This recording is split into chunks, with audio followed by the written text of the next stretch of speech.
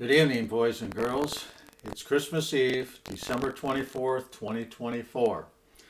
And Poppy's going to read you the famous story by Clement his famous poem, The Night Before Christmas.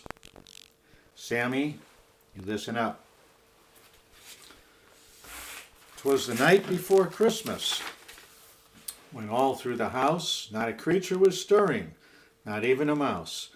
The stockings were hung by the chimney with care, in hopes that St. Nicholas soon would be there. The children were nestled all snug in their beds, while visions of sugar plums danced in their heads. With Ma in her kerchief and I in my cap, we had just settled down for a long winter's nap. When out on the lawn there arose such a clatter, I sprang from my bed to see what was the matter. Away to the window I flew like a flash, tore open the shutters and threw up the sash. The moon on the breast of the new-fallen snow gave the luster of midday to objects below, when what to my wondering eyes should appear but a miniature sleigh and 8 tiny reindeer. With a little old driver so lively and quick, I knew in a moment it must be St. Nick. More rapid than eagles his coursers they came, and he whistled and shouted and called them by name. Now Dasher, now Dancer, now Prancer and Vixen, on Comet, on Cupid, on Donner and Blitzen, to the top of the porch, to the top of the wall, now dash away, dash away, dash away all.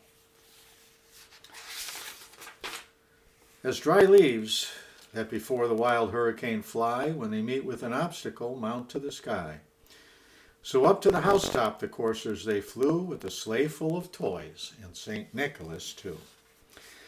And then in a twinkling I heard on the roof the prancing and pawing of each little hoof. As I drew in my head and was turning around, down the chimney St. Nicholas came with a bound. He was dressed all in fur, from his head to his foot, and his clothes were all tarnished with ashes and soot. A bundle of toys he had flung on his back, and he looked like a peddler just opening his pack. His eyes, how they twinkled, his dimples, how merry. His cheeks were like roses, his nose like a cherry. His droll little mouth was drawn up like a bow, and the beard on his chin was as white as the snow. The stump of a pipe he held tight in his teeth, and the smoke had encircled his head like a wreath. He had a broad face and a little round belly that shook when he laughed like a bowl full of jelly. He was chubby and plump, a right jolly old elf, and I laughed when I saw him in spite of myself. A wink of his eye and a twist of his head soon gave me to know I had nothing to dread. He spoke not a word, but went straight to his work and filled all the stockings, then turned with a jerk. And laying a finger aside of his nose and giving a nod, up the chimney he rose. He sprang to his sleigh, to his team gave a whistle, and away they all flew like the down of a thistle.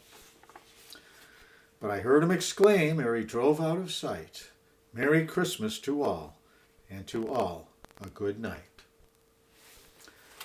And that's what Mimi and Sammy and I wish all of you children the merriest of Christmases.